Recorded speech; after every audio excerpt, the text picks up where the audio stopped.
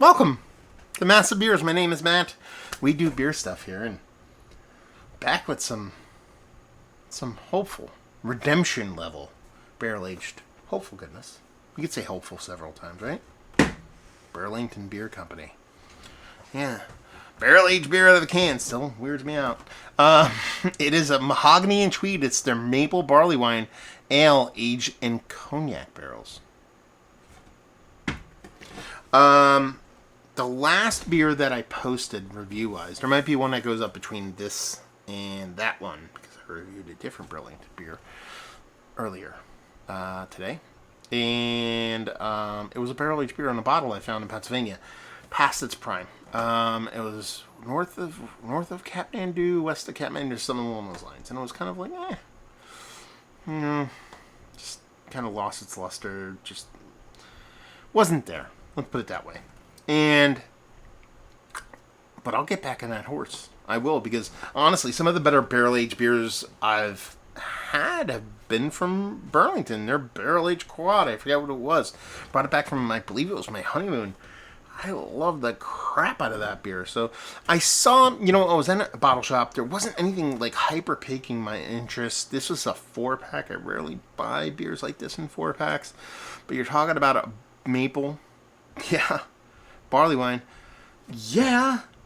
And cognac? So I was like, screw it. I'm diving in. I bought a 4-pack of this. Already has a year on it. It says 2022 on here. Let's see if I can find their super hard to find date codes that annoy the living shit out of me. I don't know when it's from. 2022. It just says 2022, so they probably didn't even stamp it with their dating machine. They do just a physical like stamp on the side of the can label. It just says 2022. I'm sure you can figure it out by going on the internets. And it's 11%. Listen, let's eschew cool stuff. Can you read that? You're putting brown lettering on brown label. I don't even know if that's showing on camera, but there's a date. There's an ABV there, and it says 11. Oh my god. Anyway, how about I be more curmudgeon-y and complain about it, other things and stuff. The reason, I'll tell you right now, there's one very big reason I don't buy a lot of barrel-aged beers in the cans, because I can't cap them. So, barrel-aged beers for me, they're almost like a dessert. I think that's not out of the realm of normalcy. I think a lot of people think about barrel-aged beers that way. And I'm totally okay with throwing a cap on a barrel-aged beer. Throwing a cap, cork in it, whatever you want to throw in there to kind of seal it back up and drink it over the course of a couple days. They usually hold up quite well. Can't really do that with cans. I'm sure there's some kind of mechanism you can put on top of this, but I don't have one. So it's like, I think I've jerry-rigged some with like saran wrap or like press and seal or whatever, and it's actually worked halfway decently. But I usually don't buy them in cans because I can't do that. So, a 16-ounce bottle of a barrel-aged beer for me, typically, might be drank over the course of 3 to 4 days. So, if you can't put a cork in it, it's kind of hard. That be doo-doo water. And I am very, very, very excited because that's exactly where I want my barley wine to sit as far as coloration goes. Not just barley wine. There's a bug. Oh, there's a goddamn fly in here. Anyway, it's coming from my barley wine. Not just barley wine, but aged barley wine. I think even English barley wines, a lot more often than not, won't start out with that murky, dirty doo-doo waterness, but this one definitely has that going for it. Not much of a head of, but you can get it back if you give it a nice little swirl. You get this nice kind of malt ball colored head to it, and it just looks all a part of what I typically want like barley wine to look. Just that rich, dark brown, nice kind of little mahogany tones, a little bit of murkiness, a little bit of haze. Let's see if we can get a nose.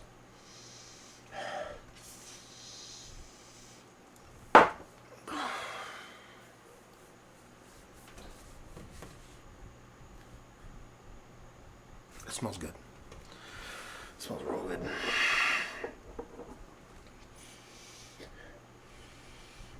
it smells really good. I mean, it's stopping short of like barley wine, but it's getting close. You know, man, it just has this rich sugar daddy vibe. Sugar daddy with, you know, burnt caramelized sugar daddy vibes, which is just, you know, yeah, it's doing that thing. And then, it's surprisingly, there's not a ton of maple on the nose. When I cracked the can, I kind of did it like thing, and I got a little in my hand, and I licked it, and I was like, that's a ton of maple.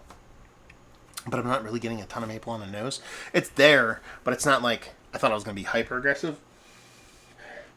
But that cognac is really the star of the show here. It has this just super, for me, cognac is like, how do I put it? It's like the most, it's the classiest of liquors, baby. It's just, for me, cognac is just it. I don't like cognac all that much. I've drank it. It's fine. Great.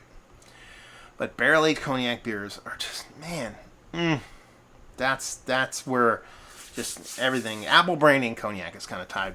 It just makes me so happy when people do cognac barrel stuff, hence why I bought a 4-pack.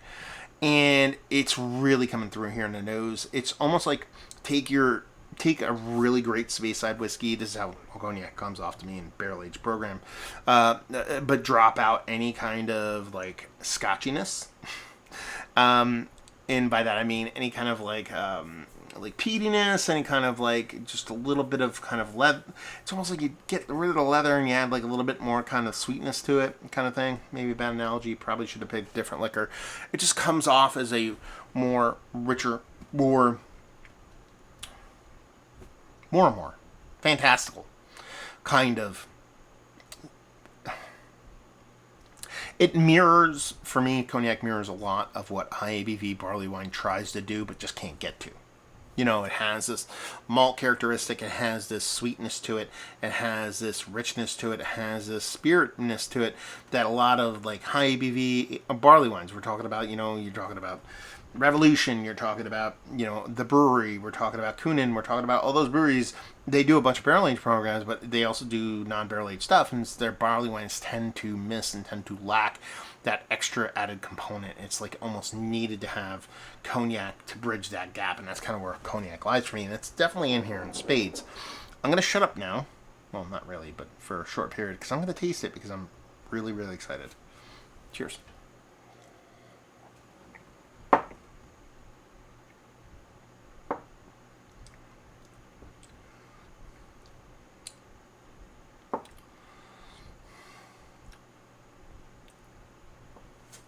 This is delicious.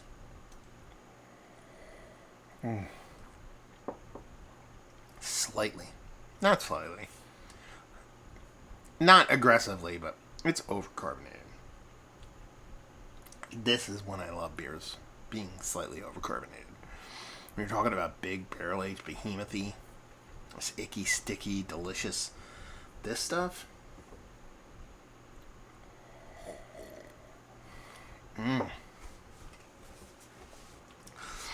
Man, that's a really good beer.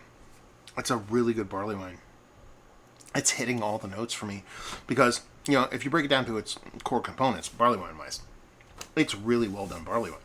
It's a rich, you know, date figgy, leaning, starting to want to be that sugar daddy level of richness that I kind of covet, especially when it comes to, you know, English barley wines. That's what it's trying to be.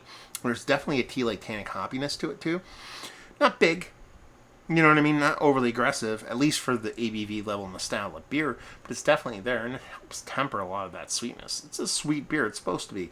It's a maple, barrel-aged barley wine. You know, it's gonna be sweet. No shit, Sherlock. You got on this roller coaster ride. If you complain about the sweetness on this beer, then you okay, fine, fuck. What? That's you, not this beer's problem. But you need that little bit of kind of tea-like tannicness to kind of just temper a bit of that sweetness. That maple is probably my favorite dosing of maple ever in beer. For one very specific reason. Because it's there, but it's not trying to be the star of the show.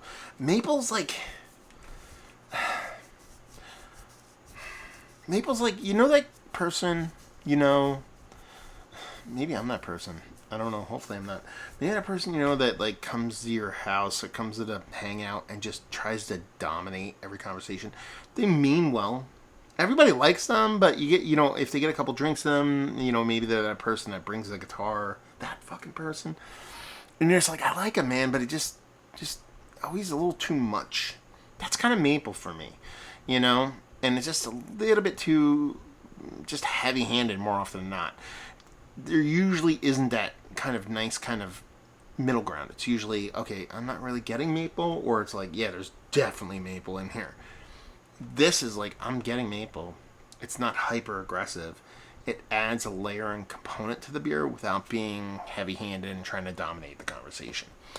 And then we're going to finish up with Cognac, and it's just, honestly, one of the better experiences when it comes to Cognac and beer, and at being a Cognac whore and loving Cognac in beers. It's much like Maple. It can be a little bit too aggressive, not really showing up, but that's barrel-aged beer in general. I think everything here is very, very on the level. Like, everything here, from the base barley wine to the Maple to the Cognac, is very much kind of not just relatively on the same level of impact, but very cohesive, very singular. It's all one flavor. You can pick all of them out throughout the beer, but it's very much cohesive, very much working together. I think this is fantastic. I think it's a beautiful example of English barley wine. It's been accelerated and added with beauty and age based off of adjunct and barrel aging. I'm trying to think of negatives. The negative. There's one negative to it. And this is Maple inherent. I do think Maple... And this is where the overcarbonation on this, slight overcarbonation on this thing really comes through as a winner, as a win. Maple can add, like honey, it can add a flabbiness to a beer. Adds a little bit of kind of like a density, a flabby density to it. And that would be my only nitpick, and that's really reaching for something. But I think when you have this beer being slightly overcarbonated, it kind of helps challenge that a little bit and doesn't make the mouthfeel poopy. It's actually a very fun mouthfeel in a way that's slightly overcarboned and such a dense and rich beer. I think it's fantastic. Dangerous. Because I'm like, yeah, I drink this over a couple days. I'm going to drink it all tonight. I did this contour cut label. Yeah. I'm a fan. Yeah, and I've been in the mood for barley wine. I haven't had one quite some time. I had a bunch of barrel-aged stouts, this and the other thing. I can't remember the time I had like a true barley wine. Like I had a JW Lee's sherry cask. You know, to me that's like more old ale. You know, stuff like that. I've had a couple. North Coast old stocks, but not barrel-aged. It's been back and forth. But this one really kind of rings very much true as far as old school barley wine, but at the same time retaining ultra tastiness with all kinds of fun stuff tossed at it. Is this one of the better barley wines that I've had? I was like, yes. Mount Rushmore status. Yeah. Is it the level of like, again, the breweries that I mentioned earlier, Kunin, Revolution? I think it's staying in the fight. I think it might be a notch below. And that's not me trying to diminish this beer in any form or fashion. I think it's just more of those beers that just there's an elevation to them, but it's very much in the mix and worthy of being up there. Let's put it that way. Value and availability: $32 for a 4-pack. Not mad at that, to be honest with you.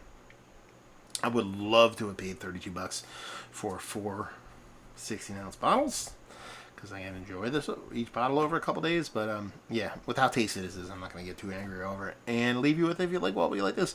If you like barley wine, if you like old barley wine, aged barley wine, if you like maple, if you like maple barrel-aged barley wine, if you're a Cognac barrel-aged person, there's really no miss here. Did I get a great can?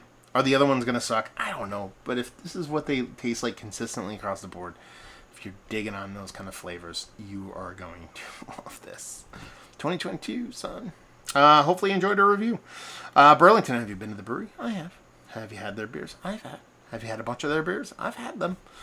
Have you had this particular beer? I don't know if they've done it before. Have you had different years of this beer? Have you had this particular beer? Have you had it fresh. So did you have this in 2022? And if you did or didn't, have you had it recently? And if you've had it in both, let me know. All that fun stuff down there. Hopefully you enjoyed the review. Hopefully you enjoyed a little bit of deliciousness right now. Hope to see you next time. Cheers, y'all.